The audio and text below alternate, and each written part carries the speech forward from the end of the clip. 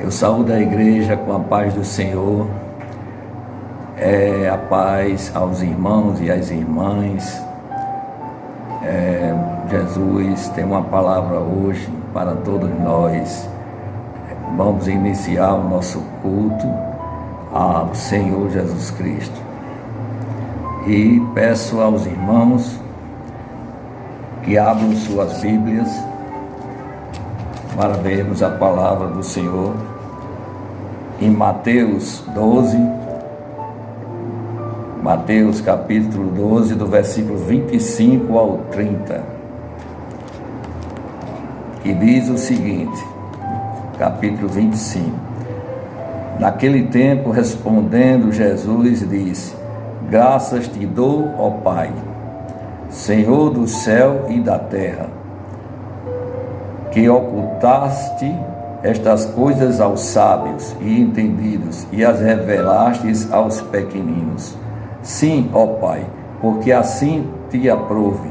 Todas as coisas me foram entregues por meu Pai, e ninguém conhece o Filho senão o Pai, e ninguém conhece o Pai senão o Filho, e aquele a quem o Filho o quiser revelar. Vinde a mim todos os que estáis cansados e oprimidos, e eu vos aliviarei. Tomai sobre vós o meu jugo,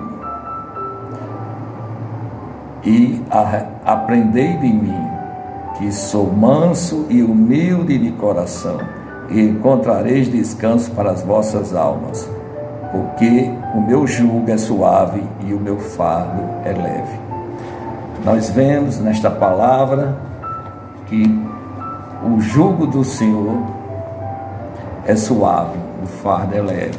Devemos confiar nele, devemos perseverar nele, devemos deixar ele nas nossas direções, nos problemas, na frente de todos os problemas e direções, e a direção seja por ele. É assim que diz a palavra. Agora vamos fechar os nossos olhos, vamos orar em nome do Senhor Jesus Cristo. Ó Pai querido, ó Pai amado, abençoe todos nós, ó Pai. Nós entregamos este culto para ser direcionado a Ti, ó Pai, para ser administrado, para ser dirigido a Ti, ó Pai. Nós estamos neste momento pedindo forças, ó Pai, pedindo bênçãos, ó Pai, pedindo proteção, ó Pai. Livre-nos do mal, ó Pai. Protegei nossas famílias, ó Pai. Protegei a Tua igreja, ó Pai. Ó Senhor, neste momento que estamos passando, esteja na frente, ó Pai, fortalecendo a nossa fé e a nossa esperança. É assim que nós te pedimos, pelo poder que há no Teu nome. Amém. E agora, irmãos, neste momento, nós passamos ao louvor. Vamos louvar e adorar o santo nome do Senhor. Vamos alegres louvar a Ti, louvar ao Senhor Jesus Cristo. Amém?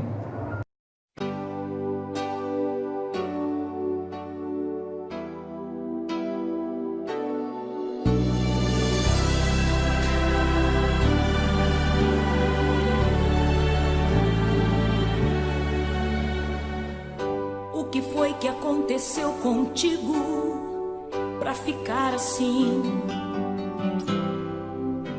demonstrando não ser mais um crente vencedor,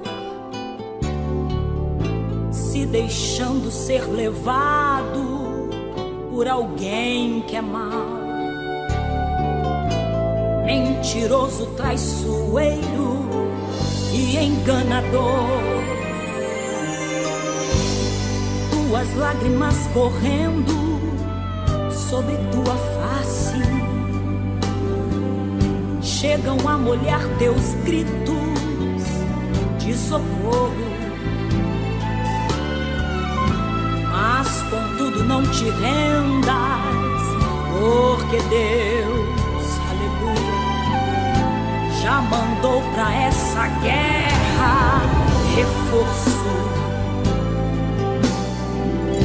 O ladrão pode roubar a tua paz, tua alegria, mas não rouba a confiança que tu tens em Deus. O inimigo não pode roubar, nem excluir o amor que o Senhor Jesus sente por ti. Não chores mais, levante a cabeça e anda. Tua vida é de Deus e Deus manda. Não temas, Jesus é contigo e te dá paz. Se tanta gente tentou te ajudar, mas não deu, não julgues, porque é de Deus. Tem coisas que só Jesus faz. Só para reforçar minha fé e a sua fé também, Jesus estava ministrando em Jerusalém.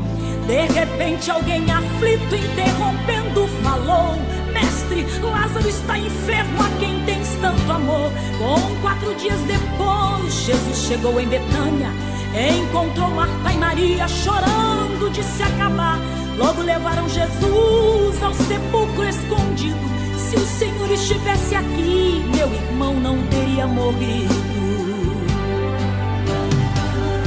Oh, Jesus, o Senhor demorou tanto para chegar. Se o Senhor estivesse aqui, Lázaro não teria morrido. E disse-lhe Jesus: Marta, o teu irmão há de ressuscitar. Eu sou a ressurreição e a vida. Marta, se creres em mim, a glória de Deus verás. Mesmo estando morto, com certeza viverá. Mandou retirar a pedra e gritou pra morte ouvir: Lázaro, venha para fora. E todos naquela hora viram Lázaro sair com vida, aleluia, com vida,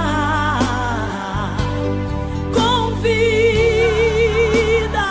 Lázaro saiu com vida.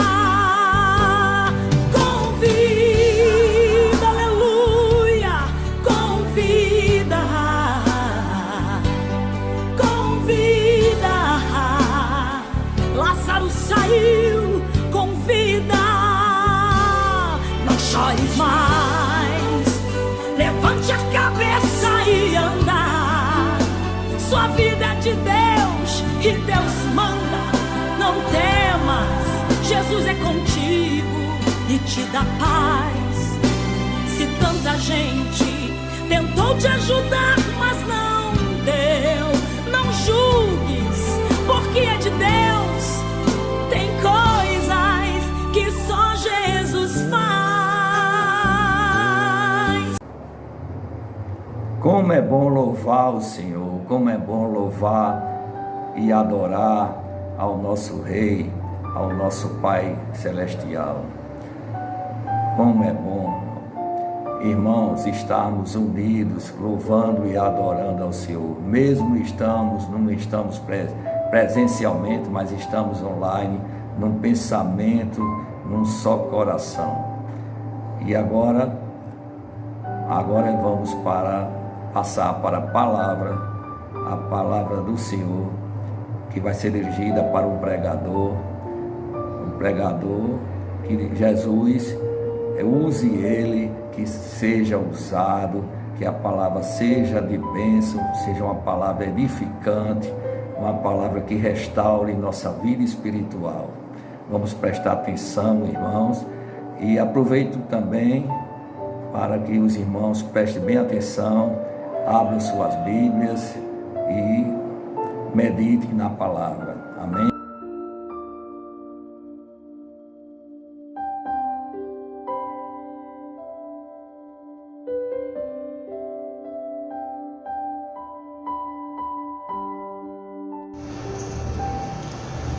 Boa noite, a graça e a paz do Senhor Jesus. É um prazer estar aqui novamente na Igreja Vidas em Bahia. Aqui quem vos fala é o pastor Robledo.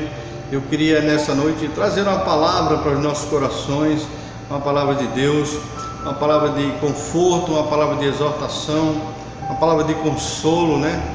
Em meio a essa situação que nós estamos vivendo. Eu queria pedir que você abrisse a sua Bíblia aí, em nome de Jesus, né? No Evangelho de João, no capítulo 11, a partir do versículo 39. Amém? Evangelho de João, capítulo 11, a partir do versículo 39. Diz assim a palavra do Senhor. Então ordenou Jesus: tirai a pedra. Disse-lhe Marta, irmã do morto: Senhor, já cheira mal, porque já é de 4 dias. Respondeu-lhe Jesus: não te disse eu que, se creres, verás a glória de Deus? E tiraram então a pedra, e Jesus, levantando os olhos para o céu, e disse: Pai, graças te dou, porque me ouviste. Aliás, eu sabia que sempre me ouves, mas assim falei por causa da multidão presente, para que creiam que tu me enviaste. E tendo dito isto, clamou em alta voz: Lázaro, vem para fora. Saiu aquele que esteve morto, tendo os pés e as mãos ligados com ataduras e o rosto envolto num lençol. Então lhe ordenou Jesus: desatai-o e deixai-o ir. Amém? Palavra do Senhor nosso Deus para essa noite. Feche os seus olhos, abaixe a sua cabeça, nós estaremos orando agora no poder que é no nome de Jesus. Deus bendito, santo e eterno, louvado e exaltado seja o nome do Senhor. Pai, muito obrigado, Senhor, por mais esse culto, por mais essa noite, por mais essa oportunidade preciosa que o Senhor nos dá de estar aprendendo mais da Tua Palavra, Senhor. Que Teu Espírito Santo, Senhor, nos ilumine e que essa palavra vá e produza o fruto para a qual está sendo enviada. É o que nós te pedimos e nós te oramos no poder que é no nome de Jesus. Amém. Amém. Glória a Deus. Bendito seja o nome do Senhor. Nós estamos aqui iniciando, né, essa palavra, né, essa ministração, e eu queria pregar sobre o título Vencendo a Morte. Amém? Vencendo a morte. Nós estamos vivendo tempos difíceis, né? Estamos vivendo tempos em que muitas pessoas estão com medo de morrer, medo de pegar um vírus, né? E nós fazemos a nossa parte, é claro, mas temos que lembrar, nós não podemos esquecer que nós somos cristãos, nós temos um Senhor, pertencemos a um Senhor, né? E temos uma filosofia de vida, né? Nós sabemos que a nossa regra de fé e prática de nós cristãos, ela é a palavra de Deus, e a palavra de Deus, ela nos esclarece muita coisa, e esse esclarecimento, né, essa luz quando chega para dissipar as trevas, como disse Jesus, né, ela traz conforto ao nosso coração, ela traz esperança, ela traz fé, de maneira que nós podemos viver uma vida mais tranquila, de maneira que a gente pode passar toda essa situação mais com paz no coração, e isso é importante demais. Então, diante do texto que nós lemos, eu queria citar aqui, esse texto é muito longo, no capítulo 11, né, que fala sobre a morte, né, e a ressurreição de Lázaro. Esse texto é muito longo, vai do capítulo 11, do versículo 1 até o 46, são 46 versículos tratando desse texto, e eu queria tratar com você alguns pontos específicos nessa noite, pelo menos só três pontos específicos nessa noite, para que a gente possa ter uma consciência da nossa condição hoje no mundo diante de Deus e da nossa vida espiritual, né? O valor que nós temos para o Senhor. Amém? É isso que eu quero tratar com você nessa noite, tá bom? Glória a Deus. Glória a Deus, amados. Nós vamos agora falar sobre o primeiro ponto, né, da nossa pregação, que tem o tema Vencendo a Morte. Esse primeiro ponto, ele nos diz que A morte é uma realidade na vida do cristão.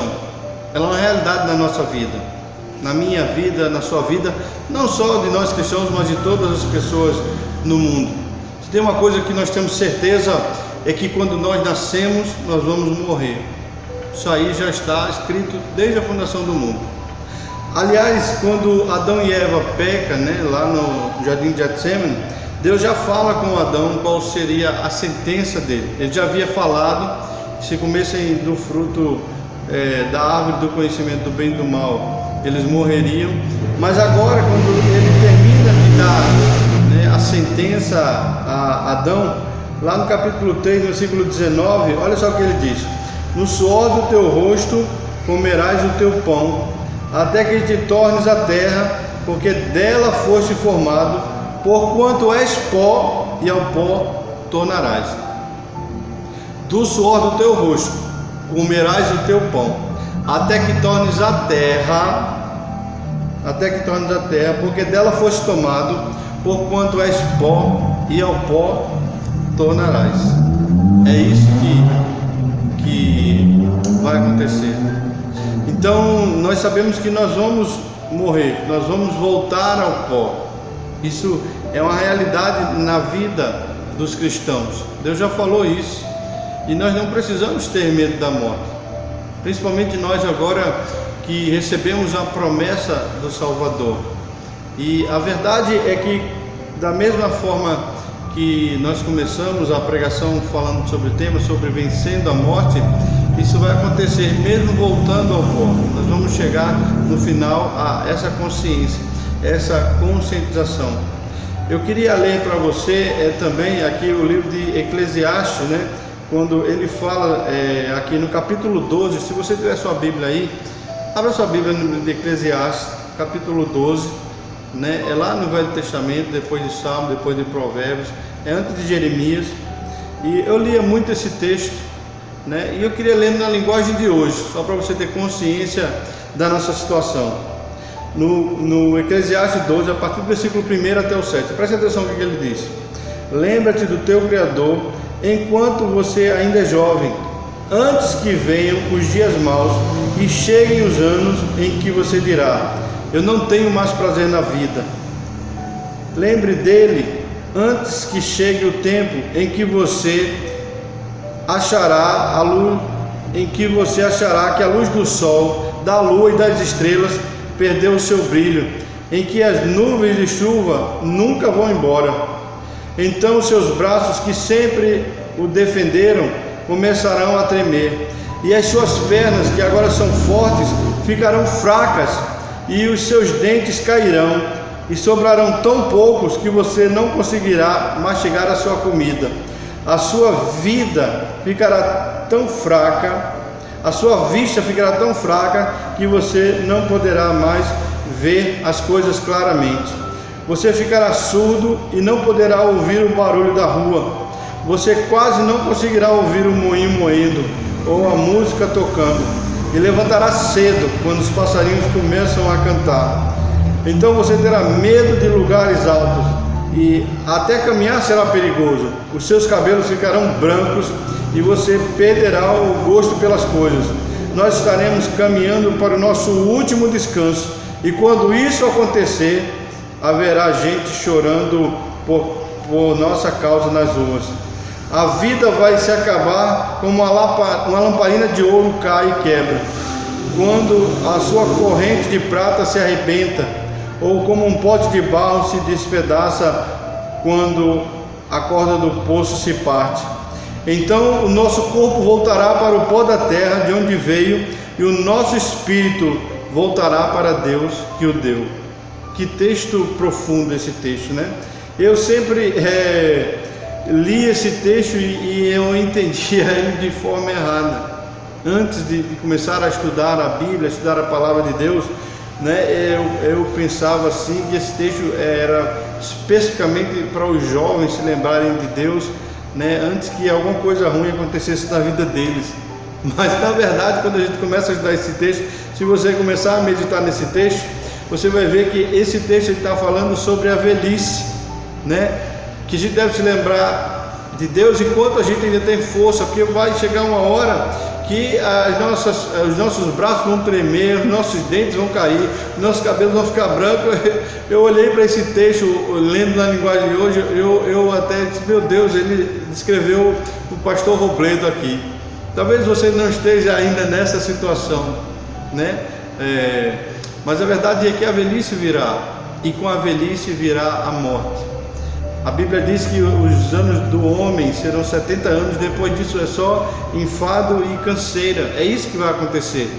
Mas a Bíblia diz que quando chegar no fim, o pó volta à terra. Nós voltaremos, né, àquilo que nós somos feitos, barro, pó, e o Espírito volta a Deus. Isso significa que nós vamos partir. Deus falou isso lá em Gênesis, Deus falou aqui através de Salomão em Eclesiastes.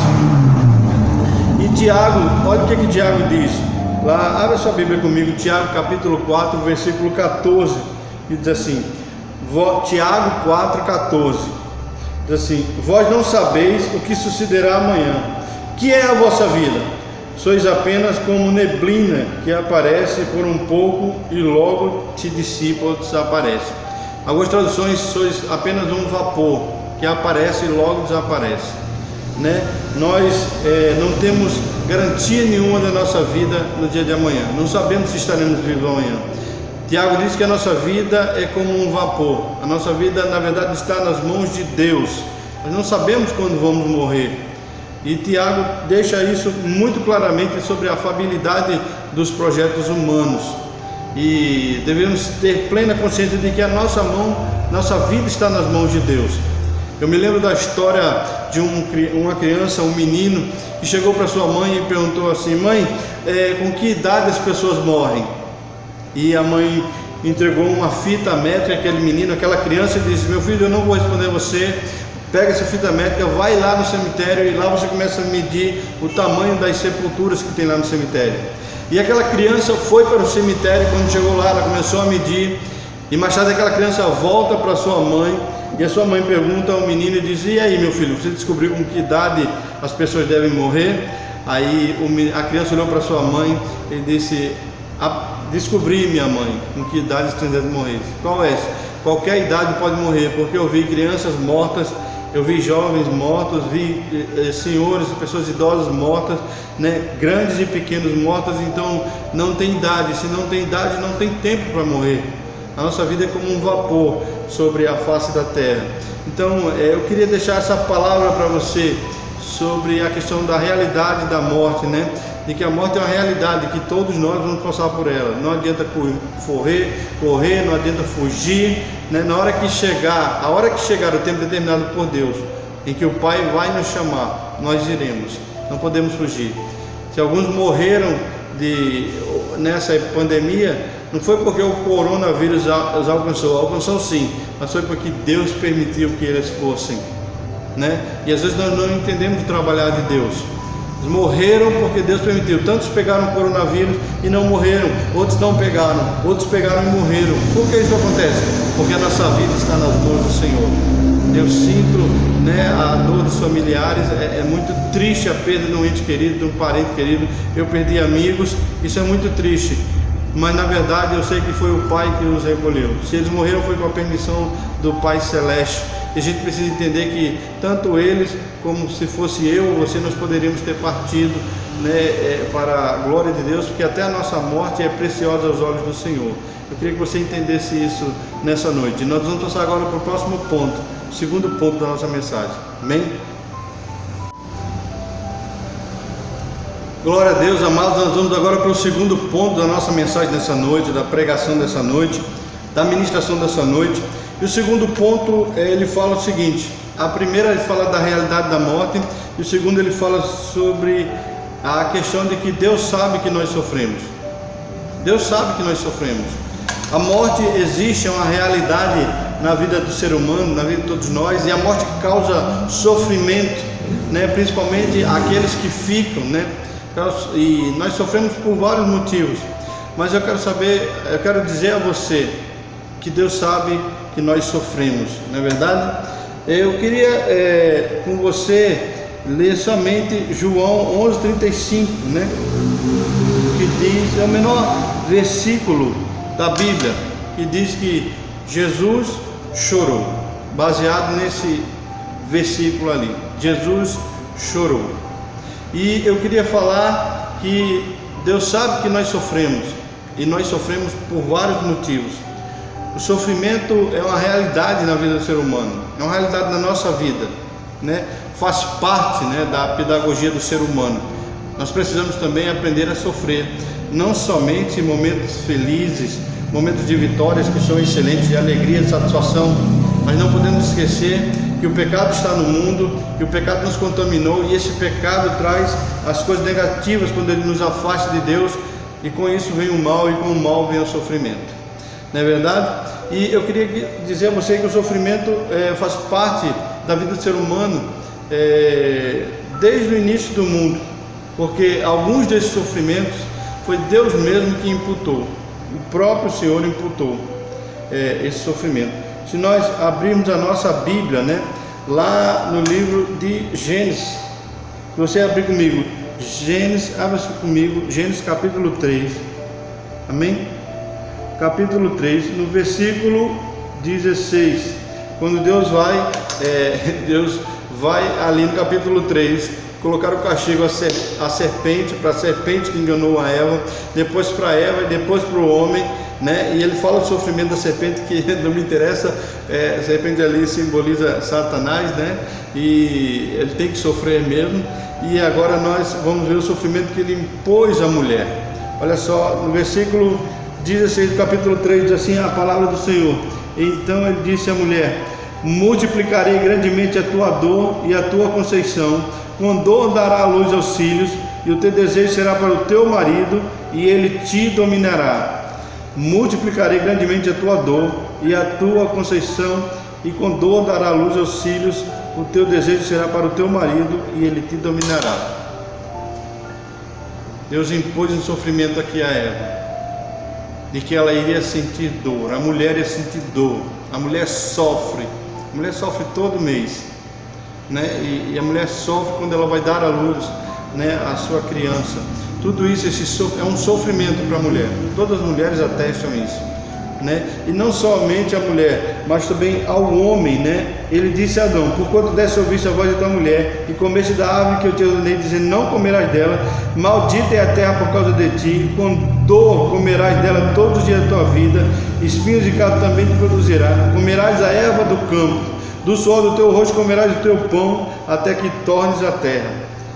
Meu Deus, até a terra se tornou maldita, né? Porque ela se tornando maldita, ela acaba virando um sofrimento para nós. E ele diz aqui que ela produzirá cardos e espinhos, que nós também comeremos a erva do campo. Nós vamos comer o mato, né? Nós vamos comer verduras, legumes, essas coisas. E ele diz aqui: do suor do teu rosto produzirá o teu pão, até que tornes a terra. Nós vamos trabalhar, nós vamos suar, sofrer para manter a nossa casa, para manter a nossa dignidade, para nos alimentar. Vamos pagar o preço, né? Meu avô era sertanejo e ele gostava muito de capinar lá, saía cedo de manhã para capinar, para fazer a roça dele, e às vezes ele tem que voltar para tirar o mato, e todo dia ele tem que ir com a enxada, né, para ele ver como é que estava, e ele suava, chegava todo sujo, todo suado, né, e às vezes chegava de tarde mais com aquela ruma, né, de macaxeira, de inhame, para a família, feliz da vida, mas ele tinha pago um preço alto, né, um sofrimento muito alto, plantando, né, e tratando, e ali cuidando para que ele viesse colher aquilo. Mas também isso também é um sofrimento. Alguns sofrimentos Deus mesmo impôs ao homem, né, impôs à mulher, e nós sofremos com isso. Outros sofrimentos eles acontecem por causa das injustiças, né? Várias coisas nos provocam sofrimento. Alguns são impostos por Deus, outros acontecem por injustiça. Se você for ler o livro, eu queria ler com você também Eclesiastes novamente, amém? Lá no capítulo 9, Eclesiastes 9, olha só que interessante, do versículo 11 e 12 de Eclesiastes 9, olha só o que ele diz: eu descobri mais outra coisa neste mundo. Aqui é a Bíblia na linguagem de hoje, dessa vez. Nem sempre são os corredores mais velozes que ganham as corridas, Nem sempre são os soldados mais valentes que ganham as batalhas.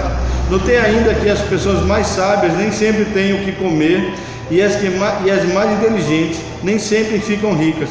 Notei também que as pessoas mais capazes nem sempre alcançam altas posições.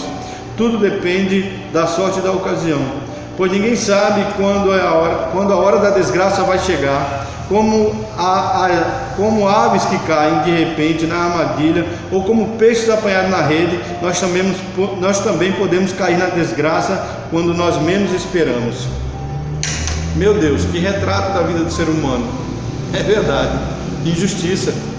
Nós vemos quantas pessoas ruins, trapaceiras, ladrões, né, corruptos, né, se dando bem aí, né, e aparentemente se dando bem, né, pessoas que vivem falando mentira, pessoas que vivem roubando, mentindo, pessoas que vivem se prostituindo, né, e se dando bem aparentemente. Nós vemos pessoas justas, fiéis, honestas, né, às vezes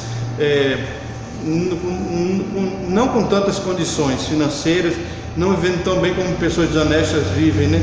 Há uma desigualdade no mundo, uma desigualdade social muito grande, né? E nós sofremos por causa da injustiça. Nós sabemos que a grande riqueza do país do mundo está concentrada na mão de poucos, né? E a grande maioria do mundo passa fome. Isso aí é uma injustiça e também leva o homem ao sofrimento. Nós sofremos, amados irmãos, muitas vezes porque Deus nos imputou o sofrimento. Sofremos também pelas injustiças do mundo, e nós sofremos também por causa das perdas de pessoas, de entes queridos e de amados, né? Nós não aceitamos a morte de maneira nenhuma. Nós não entendemos a morte, não compreendemos, e nós temos a mania, né? Faz parte do ser humano rejeitar aquilo que ele não entende, que ele não compreende, que ele não conhece. E aí, amados irmãos, nós sofremos quando perdemos nossos entes queridos. E aí, eu queria, a partir de agora, né, eu queria só deixar para você 2 livros muito interessantes. Se você puder comprar, se você puder adquirir com amigos, se você puder ler, são muito bons. O primeiro livro é Deus Sabe Que Sofremos, né, que é o segundo ponto da nossa pregação. Esse livro é de Philip Yancey, é um escritor americano, da editora Vida. Philip Yancey, Deus Sabe Que Sofremos. Ele vai falar ao seu coração. E o segundo livro também de Philip Yancey é Decepcionados com Deus. Decepcionados com Deus. É o segundo livro também de Philip Yancey, né? E eu queria que você, se você pudesse ler esse livro, adquirir esse livro, seria muito bom para você entender a forma de Deus trabalhar, né? Será que Deus foi injusto, né, quando permitiu que essas coisas acontecessem? Será que Deus não estava vendo quando os nossos parentes, entes queridos, foram cometidos de enfermidades, né, ou sofreram uma tragédia e faleceram? Será que Deus não estava vendo isso? Deus estava vendo, sim, filho. Com certeza Deus estava vendo. Aliás, eu me lembro da história de uma senhora que chegou para o pastor porque o filho dela havia falecido, né? E ela chegou para o pastor e disse: pastor, onde é que Deus estava que permitiu que meu filho morresse dessa forma?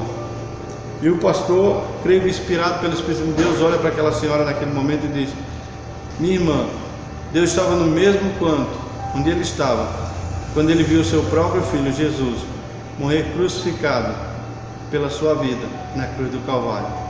Deus estava ali presente também. Amados, Deus sabe que nós sofremos.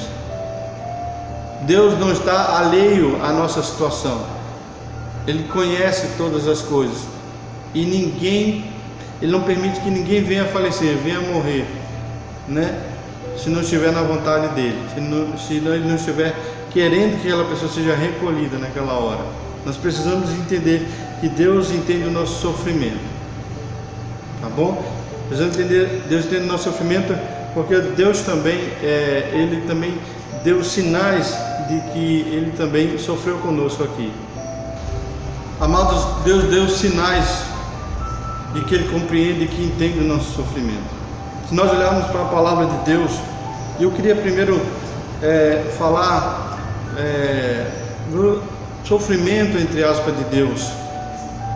Quando nós lemos lá na Bíblia, quando eu li esse texto a primeira vez, né, sem compreender, sem ter estudo, né, eu até me questionei. Eu queria que você abrisse sua Bíblia lá em Gênesis capítulo 6, versículos 6 e 7. que diz assim a palavra do Senhor: então arrependeu-se o Senhor de haver feito o homem sobre a terra e pesou-lhe o coração.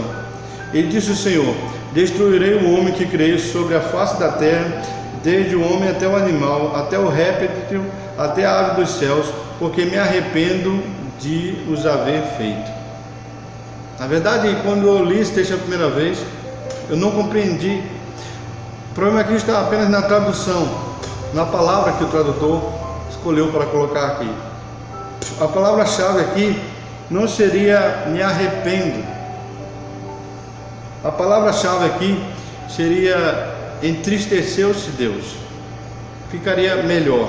Deus ficou triste de haver feito o homem, porque o pecado cresceu sobremaneira sobre a face da terra, de uma forma tão grande, né? E a corrupção, a prostituição, tudo que não presta, Deus decidiu então destruir um homem. Mas diz a palavra de Deus que Noé achou graça aos olhos do Senhor. E você acha que Deus ia fazer isso com alegria, com satisfação? A sua obra-prima, que era o ser humano, estava agora se revelando totalmente enquanto Criador. Esse texto, na verdade, nos fala, né? Ele traz uma alusão escatológica sobre o que vai acontecer no final dos tempos. De que Deus não está satisfeito com o homem. Deus está triste com o homem. E Deus sabe que nós sofremos. E eu queria também falar aqui sobre o sofrimento de Jesus. Na verdade, a Bíblia ela relata aqui 3 vezes que Jesus chorou. Há 3 vezes, 3 pontos aqui em que Jesus derramou sua lágrima quando estava aqui na terra. O primeiro ponto está lá em Lucas capítulo 19, versículo 41 e 42. Lucas 19, versículo 41 e 42. Abra sua Bíblia comigo aí, em nome de Jesus. Lucas 19, abre aí, 19, Lucas capítulo 19, versículo 41 e 42, que diz: quando ele ia chegando, vendo a cidade, ele chorou e dizia: ah, se conheceres por ti mesmo, ainda hoje o que te é enviado a paz, mas isto agora já está oculto aos teus olhos. Jesus chora quando Jesus avista Jerusalém, e ele chora, derrama a sua lágrima, porque Jerusalém não reconhece que aquele era o Jesus, era o Messias, era o Cristo, era o Filho de Deus, enviado para trazer a salvação ao seu povo. Jerusalém rejeita Jesus, e é por isso que ele é crucificado. Jesus chora. Jesus chora também em João 11:35, na passagem da morte de Lázaro, quando ele vai chegando na cidade de Betânia, e quando ele vê Marta, traz a notícia, depois manda chamar Maria, Maria traz a notícia, e vem com alguns judeus e começam a chorar. Jesus se move ali, né, pelaquela situação, e começa a chorar. Eu não quero entrar no debate de por que Jesus está chorando, mas Jesus estava chorando, né? E eu creio que Jesus estava chorando muito mais por causa da consequência do pecado na vida do ser humano. E Jesus ali ele chora, derrama sua lágrima. Isso nos mostra que nós também podemos chorar. Nos mostra que o choro faz parte da nossa fisiologia do ser humano. Se você puder chorar, chore. Se você quiser chorar, chore. O choro ele limpa a nossa alma.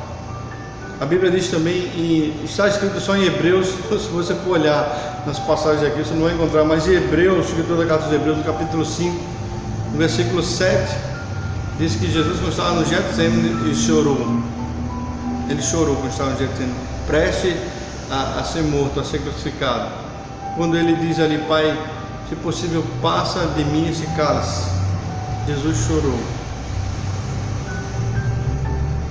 O cálice ali era o cálice da ira de Deus, por causa da consequência do pecado na vida do homem, que nos traz grande sofrimento. É por isso que nós estamos sofrendo. Um homem que é corrupto, um homem que é imoral, que é indecente, que é malicioso, que não respeita, não honra e não tem temor a Deus. Mas Jesus agora está prestes a dar a sua vida por esse mundo, por aqueles que creem, que acreditam nele. Jesus agora ele vai passar por uma grande prova. Eu creio que Jesus está ali, sabendo de tudo que vai acontecer, da sua crucificação, de todo o seu sofrimento, mas o sofrimento maior de Jesus aqui, eu creio, é ser afastado do Pai. Quando eu olho para o sofrimento de Jesus aqui, eu lembro que a sentença de Deus, quando ele disse que se o homem comesse do fruto da árvore do bem e do mal, ele morreria, e aquela morte ali, embora não fosse explicado na hora, ela era consequência da separação entre o homem e Deus por causa do pecado. O homem afastou-se de Deus, nós fomos afastados de Deus. A morte primeiro, a morte espiritual, sem comunhão com Deus, e Deus é vida. E agora Jesus vai receber todos os pecados do mundo, e ele sofre e chora, porque ele não vai sentir a presença do Pai, porque Deus não contempla pecado. Quando ele está ali na cruz do Calvário, Deus se afasta dele e olha e diz: Deus meu, por que me desamparaste? O pior sofrimento é o sofrimento da perda, é o sofrimento da distância, de não suportar que nós não vamos mais ver aquela pessoa, de não senti-la presente, de procurar, de buscar e não achar. Acredite, Deus sabe que nós sofremos. Ele passou por isso, ele veio aqui, passou pelas nossas dores, as nossas tribulações, ele sentiu, os nossos sentimentos, chorou as nossas lágrimas. Amados, Deus sabe que nós sofremos. Jesus veio e sofreu, acredite, e ele veio sofrer por amor a mim e a você. Amém? Eu queria passar para o último ponto dessa pregação, em nome de Jesus. Amém, amados? Nós vamos agora para o último ponto dessa palavra, em nome de Jesus. E eu queria tratar sobre o versículo 43 do capítulo 11, que diz que Jesus clamou com grande voz: Lázaro, vem para fora. Amém? Lázaro, vem para fora. Eu queria ressaltar essa primeira parte, quando diz Jesus clamou com grande voz, com alta voz. O último ponto da nossa pregação é: a morte não é o fim. Essa morte, essa primeira morte não é o fim. O tema da mensagem é vencendo a morte. Amém? E nós vencemos a morte sabendo primeiro que a morte é uma realidade da nossa vida, mas nós vamos vencê-la. Nós vencemos a morte sabendo que Deus entende, compreende e sabe que nós sofremos, e aí Ele vai nos dar a vitória. Nós vamos vencer a morte, e nós vamos vencer a morte entendendo que a morte não é o fim. A morte é apenas o início. A morte é apenas a partida para a próxima vida. A morte, como já disse o escritor, é apenas uma curva, é uma curva na estrada, é uma curva no caminho, mas ela continua. Amém? E eu queria dar a você aqui, baseado no texto que nós lemos, pelo menos 3 motivos do porquê a morte não é o fim, e nós devemos entender isso. Temos a capacidade de entender isso, precisamos entender isso. Em primeiro lugar, a morte não é o fim porque nós temos dentro de nós o senso de eternidade, ou seja, há algo dentro de nós, dentro de mim, dentro de você, que diz que as coisas não se acabam aqui. Nós não somos ateus, que não compreendemos em nada e que na hora da morte clamam a Deus, buscam por Deus. Não. Nós sabemos, temos o senso da eternidade, e o ateu também tem, e é por isso que ele clama. E lá no livro de Eclesiastes nós lemos no capítulo 12, no versículo 7, diz assim: e o pó volte à terra como era, e o espírito volte a Deus que o deu. O pó volta à terra, mas o espírito volta para Deus que o deu. Ele é do Senhor, o Senhor vai recolher, o espírito volta para Deus, Deus o toma de volta. Pó ele volta, se acaba, mas o espírito volta para Deus. Nós somos feitos de alma, corpo e espírito, e quando nós morremos, diz aqui que o espírito volta para Deus. Há um senso de eternidade em você.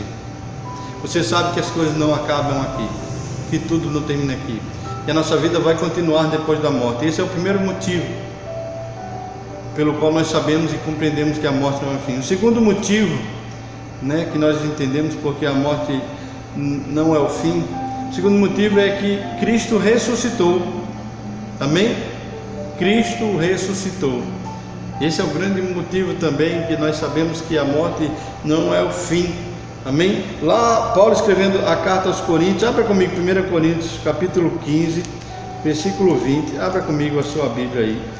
1 Coríntios capítulo 15, versículo 20, diz assim a palavra do Senhor. Amém? 15, 20. Diz assim: mas de fato Cristo ressuscitou dentre os mortos, sendo Ele as primícias dos que dormem. Mas de fato Cristo ressuscitou dentre os mortos, sendo Ele as primícias dos que dormem. Paulo está aqui defendendo a tese da ressurreição dos mortos.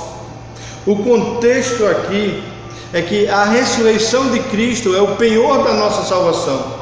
A ressurreição de Cristo é a garantia de que nós vamos ressuscitar também. A ressurreição de Cristo é a garantia de que a nossa vida não termina aqui, que nós teremos uma vida depois que nós morrermos, porque a morte é o último inimigo a ser vencido para nós. Amém? É isso que Paulo está tratando aqui, porque a igreja, os irmãos cristãos estão morrendo, né, aqui na igreja de Corinto. E eles chegam para Paulo e dizem: olha, cadê Jesus que não voltou? Os irmãos estão morrendo. Estou falando aqui com as minhas palavras. E Paulo aqui vai explicar o que vai acontecer, o que está acontecendo na verdade. E nós devemos esperar na promessa do Senhor. E se Cristo ressuscitou, nós vamos ressuscitar também. E Cristo é a primícia, ou seja, os primeiros frutos. Cristo foi o primeiro que ressuscitou. Ele é a primícia dos que dormem, dos que já morreram. Ele foi o primeiro, mas os outros vão também. A Bíblia diz que nós ouviremos a voz de Deus, nós ouviremos a trombeta soar. Amém? É isso que é o segundo motivo. Jesus ressuscitou, Jesus está vivo, e Ele é a primícia daqueles que dormem. Ele foi e eu vou também. Ele ressuscitou, eu vou ressuscitar também. Ele foi para o céu, eu vou também. Foi Ele que me garantiu isso. Ele disse lá no Evangelho de João capítulo 14: não se turbe o vosso coração e nem se atemorize, credes em Deus, crede também em mim. Na casa do meu pai há muitas moradas. Se não fosse assim, eu vou teria dito, pois vou preparar o lugar, e quando eu preparar o lugar, eu virei e vos levarei para mim mesmo. Oh, aleluia, glória a Deus! Ele vai vir nos buscar, e se nós tivermos morrido não tem problema, nós ressuscitaremos assim como Ele ressuscitou, porque Ele é fiel para cumprir a sua palavra. Amém? Então o primeiro ponto é que nós temos o senso da eternidade, sabemos que a morte não é o fim. O segundo ponto é que nós cremos que Cristo ressuscitou como Ele de fato ressuscitou, né? E isso nos garante que Ele é a primícia, de forma que Ele ressuscitou e está no céu, nós também vamos estar. O terceiro ponto, né, pelo qual nós sabemos que a morte não é o fim, é porque quem vai levantar você da sepultura, ou quem vai dar a última palavra na sua vida, é Deus, mesmo você morto. Quem dá a última palavra na sua vida é Deus. É Ele que dá a última palavra, não só na nossa vida, né? Tem uma música que Jesus é o nosso advogado fiel, e Ele é Ele que dá a última palavra. Se você ficar doente, né, e o médico dizer ela não tem mais jeito, essa não é a última palavra vem do Senhor. Amém? Se você tem uma causa na justiça e disser assim, ela não tem mais jeito, né, o juiz vai decretar que está ali, que você perdeu a causa, essa não é a última palavra vem do Senhor. Seja o que for que você está passando, o homem não tem a última palavra, Deus tem a última palavra na tua vida. É isso que você precisa aprender.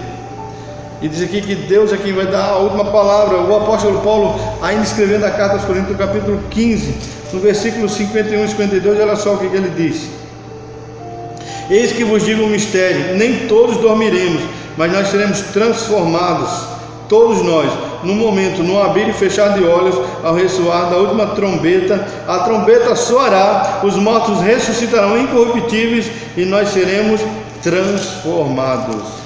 Amém? A trombeta soará e nós ressuscitaremos incorruptíveis e seremos transformados. Sabe quem vai mandar tocar essa última trombeta aqui? É Ele. Aleluia, glória a Deus. Ele vai mandar tocar a última trombeta. A última palavra é dele. Mesmo que a gente tenha morrido. Ah, pastor, morreu, acabou-se. Não. Como é que o senhor sabe disso? Ele provou isso. Quando Lázaro estava morto, aqui no texto que nós lemos, 4 dias morto, já cheirava mal. E aí Jesus conversa com o Pai: Pai, eu sei que tu podes fazer, eu sei que tu podes ressuscitar, mas eu estou fazendo isso para que eles vejam, eles creiam que tu me enviaste.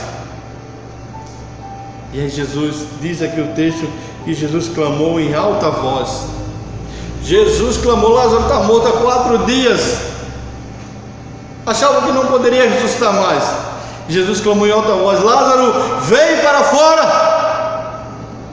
Você tem dúvida que ele saiu? Eu não tenho, ele saiu. Não adianta. Se nós morremos, não tem problema. Da mesma forma que Lázaro estava morto, nós podemos estar mortos onde estiver. Podem cremar o nosso corpo, espalhar as cinzas.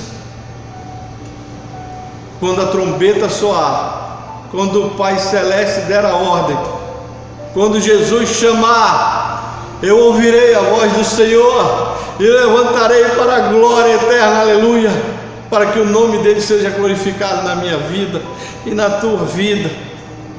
Eu quero dizer a você que nós vencemos a morte. Nós já vencemos. É a questão do já, ainda não. Ela é apenas o último inimigo a ser derrotado. Quando você morrer, não te preocupa, ela já está derrotada. Nós vamos ressuscitar. Nós vencemos a morte, amados irmãos. Deus já nos deu a vitória, Deus já nos garantiu a vitória. E é por isso que você precisa crer. É por isso que você precisa acreditar. A morte é uma realidade na nossa vida, amados irmãos. Não tem problema, vamos passar por ela vitoriosos em Cristo Jesus. Deus sabe que nós sofremos por causa da morte, tanto nossa como de parentes, não tem problema. Deus sabe do teu sofrimento, sabe o que você está passando. Ele vai renovar tuas forças, Ele vai renovar a tua fé. Levanta a cabeça. E nós sabemos que a morte não é o fim. A morte é apenas o começo da nossa vida eterna com Deus, agora nos céus. Amém? Então descansa no Senhor, olha para Jesus, leia a sua palavra, estuda a sua palavra, medita a sua palavra. O Espírito Santo de Deus vai falar com você, ele vai confortar o teu coração, ele vai renovar as suas forças, aleluia. Você tem um Deus vivo nos céus, Deus que é vida. Você tem um advogado fiel que intercede por você. Você não está só, Ele está aí com você. Onde você estiver passando, o que você estiver passando, a glória dele vai se manifestar na tua vida. Você crê nisso? Deus te abençoe, minha irmã. Deus te abençoe, meu amado irmão. É isso que deseja o pastor Robledo para a sua vida, em nome de Jesus. Amém.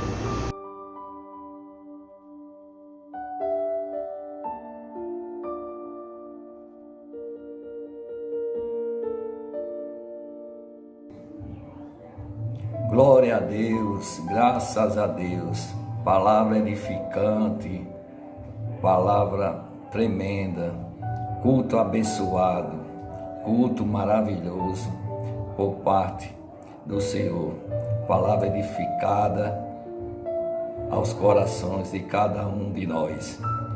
E agora, irmãos, vamos orar, agradecer a Deus por este momento maravilhoso, por este culto abençoado, e vamos agradecer a Deus por todas as coisas, por toda a situação, por toda as nossas vidas e a vida de nossos familiares. Vamos baixar nossas cabeças e vamos orar. Senhor Deus Todo-Poderoso, Pai do céu, nós agradecemos por este momento, nós agradecemos por este culto maravilhoso, este culto edificante, este culto tremendo, Pai. que restaure a vida de todos nós, toque em nossos corações, que seja tocado tremendamente, restaurando as nossas vidas espirituais, ó Pai. Nós pedimos pela saúde, nós pedimos que o Senhor tenha misericórdia, tudo que está passando, toda essa situação de pandemia. Pedimos pela a saúde dos familiares, a saúde dos irmãos e de suas famílias, ó Pai. É assim que nós pedimos, pelo poder que há no nome do nosso Senhor Jesus Cristo, e a igreja diz amém.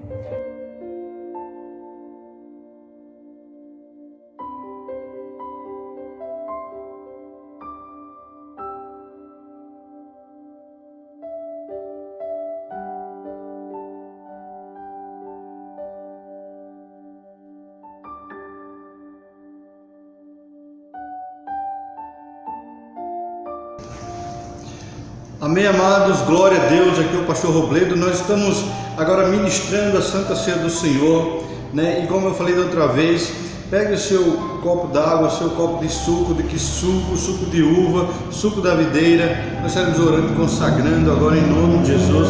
Pegue o seu pedacinho de pão, um pedaço de pão simples como esse, uma bolacha, um biscoito, que você tiver aí na sua casa. Nós estaremos orando e consagrando agora em nome de Jesus. E a partir da oração, esse pão vai simbolizar o corpo de Cristo, e esse suco da videira aqui, suco de uva, vai simbolizar o sangue de Jesus que foi derramado por nós na cruz do Calvário.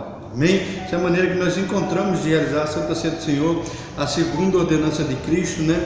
Que é muito importante para a nossa vida espiritual. Nós queremos ler agora a palavra de Deus no livro de Coríntios capítulo 11, a partir do versículo 23, que diz: porque eu recebi do Senhor o que também vos entreguei, que o Senhor Jesus, na noite em que foi traído, tomou o pão e, tendo dado graças, o partiu e disse: tomai e comei, isto é o meu corpo que será partido por vós. Por semelhante modo também, depois de haver ceado, tomou o cálice e disse: esse cálice é o Novo Testamento no meu sangue, e será derramado em favor do pecado de muitos. Amém? Isso aqui é o apóstolo Paulo, ele descreve na carta aqui de 1 Coríntios. E nós queremos agora estar orando como ministro do Evangelho, estar consagrando o pão e o vinho aí. Espero que você já tenha colocado aí na sua frente, tá bom? Pegue seu pedaço de pão agora e coloque, apresente ao Senhor, e o pastor estará orando em nome de Jesus. Deus bendito, santo e eterno, louvado e exaltado seja o nome do Senhor. Pai, como ministro do Teu Evangelho, estou apresentando agora esse pedaço de pão. Ó Deus, o pedaço de pão que está na casa da Tua serva, do Teu servo. Ó Deus, o pedaço de bolacha, o que quer que Ele tenha colocado nas Suas mãos agora, Senhor, nós estamos consagrando para cumprir a Tua ordenança, para que a partir desse momento, Senhor, esse pedaço de pão venha simbolizar, é um símbolo do Teu corpo que foi partido, que foi moído, que foi crucificado em nosso lugar na cruz do Calvário. Como ministro do Teu Evangelho, eu abençoo agora e consagro para a glória do Teu nome, em nome de Jesus. Amém. Amém?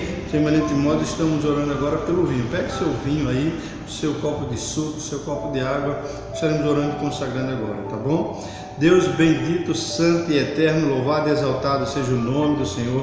Como ministro do Evangelho, Senhor, assim como eu aprendi o pão que simbolizou o Teu corpo, eu quero consagrar a Ti agora o suco da videira, Senhor, que vai passar a simbolizar, depois da consagração, o Teu sangue carmesim que foi derramado por nós na cruz do Calvário. Amém? Deus abençoe. Nós consagramos no poder que é no nome de Jesus. Agora, para que esteja simbolizando a partir desse momento, Senhor, o Teu sangue foi vertido por nós na cruz do Calvário. O poder que é no nome de Jesus, nós te oramos em nome de Jesus. Amém. Amém? Glória a Deus. Pronto, nós já consagramos o pão, consagramos o vinho. Nós estaremos agora partindo o pão, né? Como Paulo fez. Disse que ele deu graças a Deus, né? E começou a partir o pão. Então eu digo: Pai, graças te dou pela terra que produz o trigo, pelo trigo que produz o pão, que alimenta o nosso corpo terreno. Nós estamos aqui, Senhor, diante desse pão agora, ó Deus, que simboliza o verdadeiro pão que desceu do céu, o pão que veio dar vida ao mundo, o nosso pão espiritual, que é Jesus. E quando nós comemos um pedaço de pão, desse pão, nós nos tornamos participantes com Ele. E Ele começou a partir e entregar aos seus discípulos um pedaço a cada um. Disse: tomai e comei, isso é o meu corpo que será partido por vós. Amém? Podeis comer o seu pedaço de pão, a sua bolacha, aquilo que você consagrou na sua casa aí, em nome de Jesus.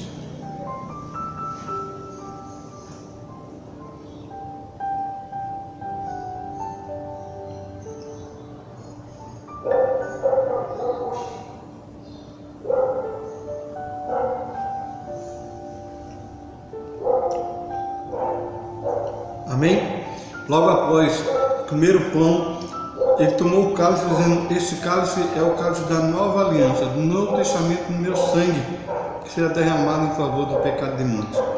O sangue de Jesus era o único sangue que tinha o poder para pagar os nossos pecados, que tinha o poder de nos comprar a salvação. E ele derramou o seu sangue em nosso lugar. Amém? E esse sangue agora, ele simboliza o sangue do Cordeiro, o sangue carmesim.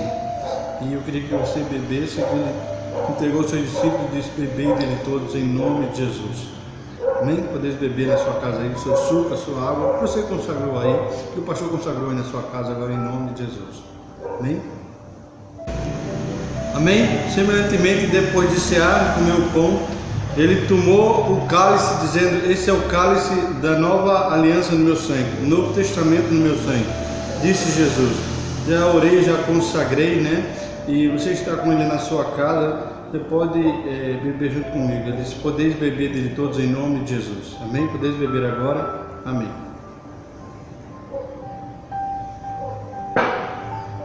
Amém. Glória a Deus.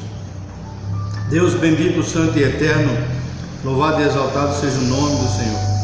Pai, nós queremos te agradecer, ó Deus, pela oportunidade de estarmos aqui mais uma vez reunidos, Senhor, mesmo online, para a glória do teu nome. E nós te agradecemos por estar cumprindo a segunda ordenança do Senhor. E a tua serva, o teu servo, cada família seja abençoada em nome de Jesus. Que todos sejamos renovados pelo Senhor nessa hora. Este é o banquete da graça. Ó Deus, que a tua bênção esteja sobre nossas vidas. E nós ficamos felizes de estar aqui. Amém? Que Deus abençoe a cada lar, a cada família. Você, filha, filho, que participou, que consagrou o pão, suco da videira, suco aí na sua casa, a água, né? Se sinta abençoado em nome de Jesus, cumprindo a ordenança do Senhor. E nós estamos assim anunciando a morte do Senhor até que Ele venha para nos buscar a igreja. Amém? Que Deus abençoe a todos. Tenha uma semana abençoada na presença do Senhor. Que a graça do Senhor vos acompanhe, vos alcance onde quer que vocês coloquem a planta dos vossos pés. Amém? É isso que deseja o pastor Robledo, tá bom? Amém? Glória a Deus. Nós estamos terminando agora. Feche seus olhos, baixe sua cabeça, estarei fazendo a oração final. Deus soberano, santo e eterno, louvado e exaltado seja o nome do Senhor. Quero te agradecer, ó Deus, pela vida, ó Deus, dos teus servos, filhas e filhas, cada família da Igreja Vidas em Bahia, cada servo teu, cada serva tua. Te agradecer pela vida de cada dizimista, cada ofertante que tem sustentado essa obra. Que a tua bênção vá e os alcance onde quer que eles coloquem a planta dos vossos pés. Ó Deus, cumpre neles, Senhor, a tua palavra. Dá-lhes uma semana abençoada na presença do Senhor, Senhor. E multiplica na vida, Senhor, dos teus filhos, tudo aquilo que eles têm semeado na tua seara. É o que nós te pedimos e nós te oramos no poder que há no nome de Jesus. E todos dizem amém. Amém. Receba a bênção apostólica para a glória de Deus. Do amor de Deus, o nosso eterno Pai, a maravilhosa graça do nosso Senhor e Salvador Jesus Cristo, a comunhão e as benditas consolações do Santo Espírito de Deus sejam com essa igreja, agora e para todo sempre. E a igreja diz amém. Deus abençoe a todos. Sintam-se abençoados no poder que há no nome de Jesus. Amém. Até a próxima live em nome de Jesus. Amém. Deus abençoe a todos.